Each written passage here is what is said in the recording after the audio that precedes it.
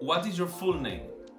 My full name is Nicola Clara Desiree Jürgensen Jakobsen, which is actually pretty weird for a German, but I have three surnames and I have two last names because I am married and I decided to take also the name of my husband. Where are you from? I am from Hamburg originally, which is a town in northern Germany, most beautiful town in the world actually. And but I was born in Bangkok, so my parents used to work there for a couple of years, and I was born there, and also was my sister. So I had two passports until the age of 18, and then I had to give one back. And apparently, the German passport makes more sense for me. Interesting. How did you come to the clarinet? I started the clarinet merely out of coincidence because my parents love music, but they were not professionals. And we had a piano in the house, and so from the age of 4, I would, from this perspective, start to play the piano, and then they looked for a teacher for me. I started piano lessons when I was 5 years old. And I mean, I never practiced basically, but I love music, and I was also trying composing little things and little stuff. But as a pianist, until you're really good, you're always alone. And so once I was 9 or 10 years old, a family friend said, well, if she learns a second instrument to play with others in an orchestra, clarinet would be nice. And my parents were like, yeah, clarinet, okay, let's get her a clarinet teacher. So it was total coincidence. And strangely enough, I find that somehow the clarinet found me, because I think it is a very good way for myself to express myself. Like I love singing, and I took singing lessons for a while, but clarinet is also very singing and a very warm and melodic instrument. So it works really well for me. But I kept on playing the piano until I was a student. I was doing both instruments professionally, and I still play piano, as you can see behind me, to this date.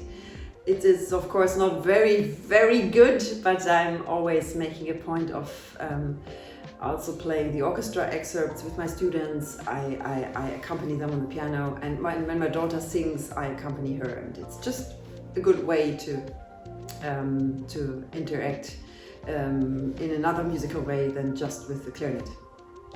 What is never missing in your clarinet case? A spare mouthpiece. Because I had this one traumatic accident when I was still in the orchestra, in the WDR radio orchestra. We had one night we had a concert with Bartók Concerto for Orchestra, and before that Glazunov Violin Concerto with Hilary Hahn. And I smashed my mouthpiece like 5 minutes before going on stage. It fell down. I wanted to clean it, and it fell down right in front of the sink on the floor. That was really hard in backstage in the Cologne Phil. And like a piece, like a nail the size of my little nail, just broke out of it. And I was panicking so much, and I didn't have a second mouthpiece at that time. So I had to go to the woodwind's dressing room and say like, help, colleagues. And somebody got a key, opened a locker of one of my other colleagues who wasn't playing that night. And I opened the locker and took out any mouthpiece, and I took any reed and went out and played Concerto for Orchestra. And that was, it kind of worked. I never listened to the recording afterwards, but it was so traumatic that I always have at least one spare mouthpiece with me. And I also recommend that to my students, because we have like cases with reeds. We have 20 or 40 reeds on us, but if we don't have a second mouthpiece, we cannot go on stage.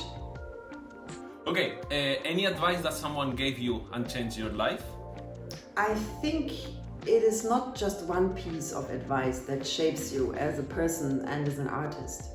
And it is never just one line I can remember that I think changed my life. But there are a couple lines that I still have in my head from my first real clarinet teacher, Hans Deinzer, who used to be an amazing personality, an amazing artist, and of course a great teacher who has seen many famous people, or has seen many clarinet players to fame, such as Sabine Meyer, Wolfgang Meyer, Rainer Wehle, Martin Spangenberg, Johannes Peitz, Martin Fröst, all those. And he used to say something that I cherish still very much, and that I sometimes say to my students, or also think of when I'm going on stage myself. And he said, mit Angst kann man keine Musik machen. You cannot make music with fear. You cannot make music when you're afraid. That's the translation. And I find that it's simple but so true, because of course we want to make things right, and we want to be perfect. We are trained to be perfect, especially in these days when there is cameras everywhere, microphones everywhere. Everything is on YouTube forever, and you can get really afraid when you think about it, that it's going to be there forever, and everybody can see you mess up and can see your little flaws. And still, when we go out there and play, we should be musicians. It should be something that we do from our heart. It should be something that we give from our heart and soul to other people. And if we're afraid, we limit ourselves. We become tense, and we are not able to give our everything. And after all, making music is going on stage and sharing emotions and connecting with the audience. So, mit Angst kann man keine Musik machen. And if you're afraid, you cannot make music, and then you don't need to go on stage, basically, because it's beside the point.